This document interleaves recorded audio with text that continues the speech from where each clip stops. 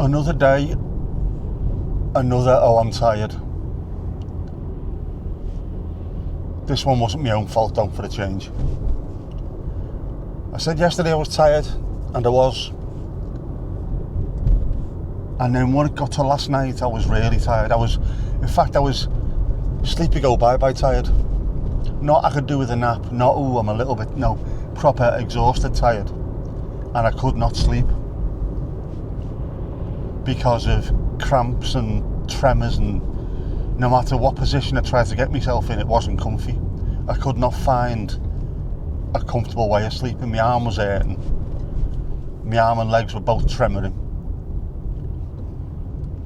Such a strange feeling.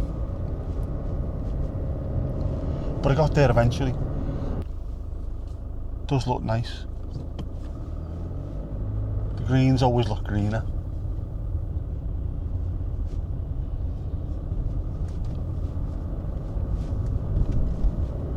Especially these woods. I still haven't been in there.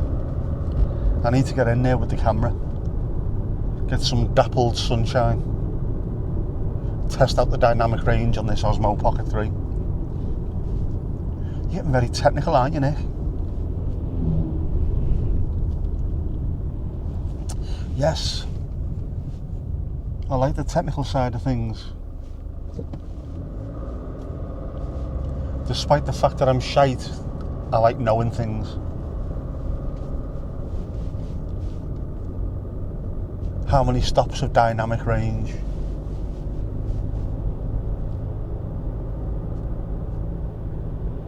What FPS? 2.7K, 4K, 120 FPS. But what does it mean?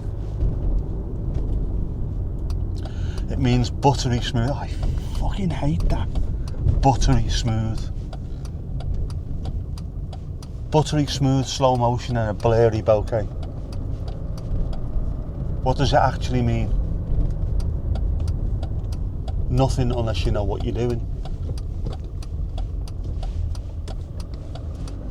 See, it's not the gear, it's the idea.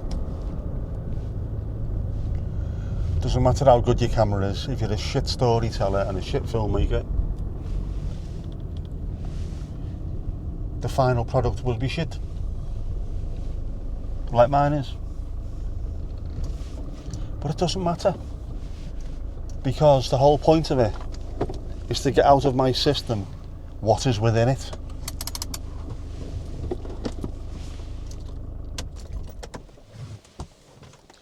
Watched another great video last night by Tim Runia, the Dutch filmmaker. I love watching stuff like that, especially from people who genuinely know what they're talking about. So he's a proper filmmaker and commercial director and things over in the Netherlands. And he did this thing about the nine shots you need to tell any story. And it's the basic stuff, you know, establishing all wide shots to show where you are, medium to show, like sort of this would be pretty much a medium, to let you see a bit more of what's going on, close-ups, all that kind of stuff, point of view. All simple stuff, but you've done it in such a way where it's a good explainer of why you do these things. I love that technical side of things. And I watch loads of it in the hope at some point it'll click in my head and I'll start making decent stuff. So even if you don't really have the idea and you don't, but I might have the gear, which I do, because I'm an idiot, obviously. One day it'll click, I'll walk in, grab my fantastic camera and great lens that I've got and just go out and go, right, bang, there we go. An art house cinema piece of fantastique. Or maybe not. Might just take photos of birds, I don't know. But it's really find it in. I love the mechanics of things, the meat, getting into it. Why is this? Why is that? Did I have an inquisitive mind as a kid? I think I probably did. But as I've got older, that's improved, I think. Actually improved or got stronger, depending on which side of the coin you're on.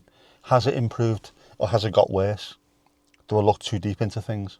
I think it's improved. A lot of stuff started off with computers. We had a mate in the pub, Jarve. Only called Jarve because he looked a little bit like Jarvis Cocker, in as much as he had dark hair and glasses. And he was a genius with computers. So when we wanted to buy a computer, he built it for us. And then when I was trying to use it and get to know it, we'd be having a pint in the pub after hours, and I'd say, I did this and something else happened. And he'd explain to me not only what I did, but why it did what it did as a result, what I should have done instead, and how I can avoid it in the future. So I learned loads about computing just by asking him. I love stuff like that. If anyone can explain something to me rather than just, don't press that button. Why? Well, because something will happen. Explain to me what will happen. Knowledge is power, isn't it? The more you can learn, the better prepared you are for stuff. And then go into work. If you do this, it'll fix it. But why? Why will that fix it? What are the mechanics of that fixing that? Well, if you put these dates into this machine and this tells everything else about that, all right, yeah, I get you. Then my understanding gets bigger and bigger and bigger. And that's how I became a subject matter expert in the particular field that I was doing. Asking questions, finding out why. So the idea again with cameras and filming and stuff like that, why? Why does this work? Why does taking this shot make the rest of it work? If I get that right in my head, even for silly things like sitting in a car ranting away or talking rubbish, I can make it look a little bit better. I can add a little bit of storytelling into the opinion side of things. We should all learn. Don't let your curiosity fall away just because you're getting a little bit older. Doesn't matter how old you are.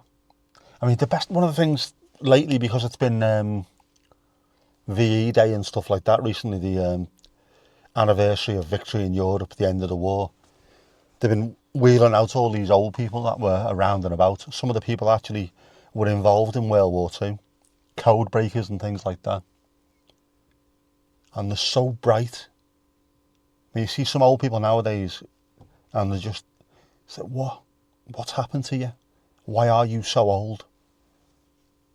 Because they don't do anything. Whereas these code breakers, they were all doing crosswords when they were young, and they carried on doing them as they get older. They read a lot. They keep the brain active, and as such, in the hundreds, some of these people are in the hundreds, and you think to yourself, they've got more energy and they're brighter than people in the 50s and 60s are here now. Keeping things active. Keep thinking, keep moving, keep questioning things. Is that the secret to life? Don't sit still. Question everything. Find out the mechanics, the reasons, the rhymes. I know, I thought I was wearing the hoodie, I'm not. Yeah, find out why. Don't just blindly accept it. I don't get why people wouldn't do that. If you're working for a bricklayer, your first day, X amount of cement, X amount of sand, X amount of gravel with some water. But why is it in that exact amount? Well, because structural integrity, this combined with that, combined with that. All right, I get you now. I understand why. That's why so many people learn things when they were young years ago and were able to use that information to transfer it and translate it into something else. If that works for that, maybe we can change it with, if sand, cement and gravel works for that, maybe we can do that with some kind of foodstuffs and turn it into this brand new cake, this marvellous cake. People had that inquisitiveness about them years ago. Have we lost that? I think maybe we have. And has computerisation been the root of that? Because it's too easy now, isn't it? I'll find out Okay, Google, question. Think, see, there you go. No, you didn't have to work anything out. You did back then. You had to work everything out. I remember trying to do me my GCSE stuff, coursework. The internet was in its infancy. In fact, I don't think it was even out to the public when I was doing my GCSEs, late 80s. To learn things, had to go to Garston Library, had to go to the Encyclopaedia Britannica, take out a massive one volume, which was the letter M or something. Right, here we go.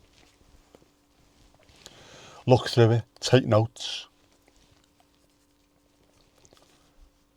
write down your source material, who it was.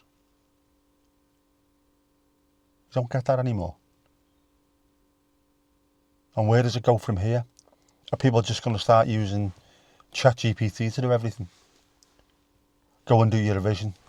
There you go, it's done. You don't learn anything by doing that. Take the time to actually find things out. No, don't just take it for granted. I switch the television on and it works. Right, okay. Why does it work? Does nobody care about that anymore?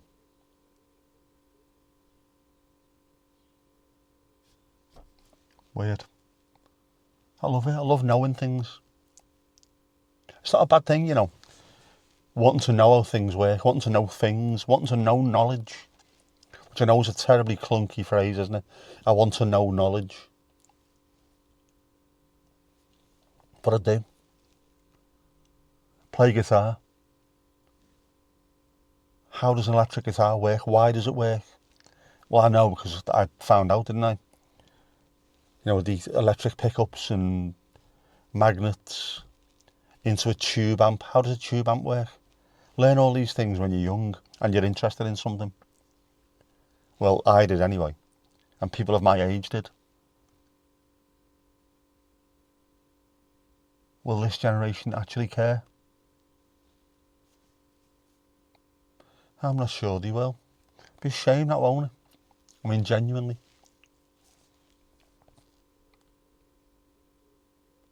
But is there still enough people coming through who have that inquisitive nature where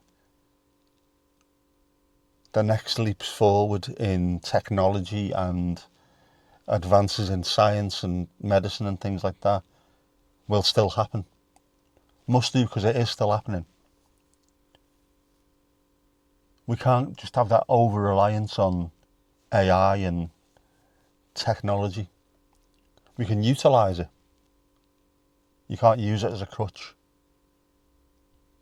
No matter how well we train AI, it will never replace the human brain, because I don't think it's incapable. I don't think it's capable, rather, of the leaps of imagination that a human brain is. And also, everything that goes into AI comes from human brains in the first place.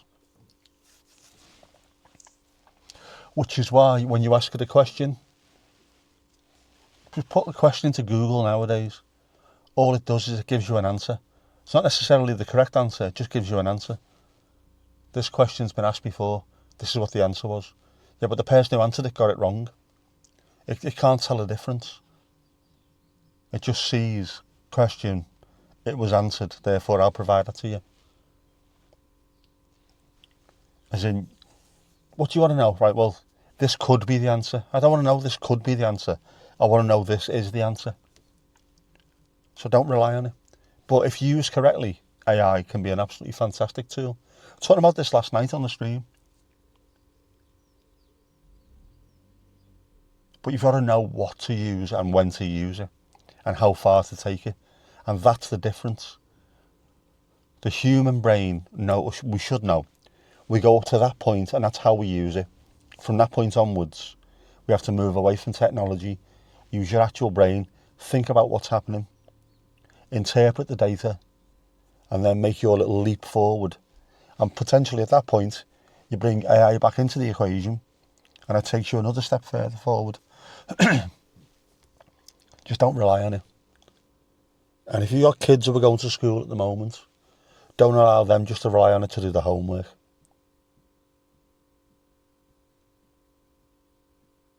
The brain's an amazing thing. Again, yesterday, it needs feeding, it does. Doing it via AI or just ChatGPT, please do my homework for me, doesn't teach them anything apart from being lazy.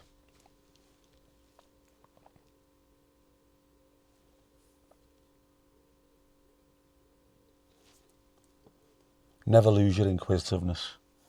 Never lose that passion to learn. Never stop reading. Never stop thinking. Take it all in and then filter out what you don't need. Computers are apparently incapable of doing that because we teach them to take everything in, absolutely everything. They don't know what to filter out, and they should do, especially if we're relying on them. Anyway, my throat's going after 3 hours of streaming last night, followed by very little sleep, followed by trying to get a miserable daughter happy this morning. Oh my God, did you see the dog? Etc. Cup of tea and then lie down.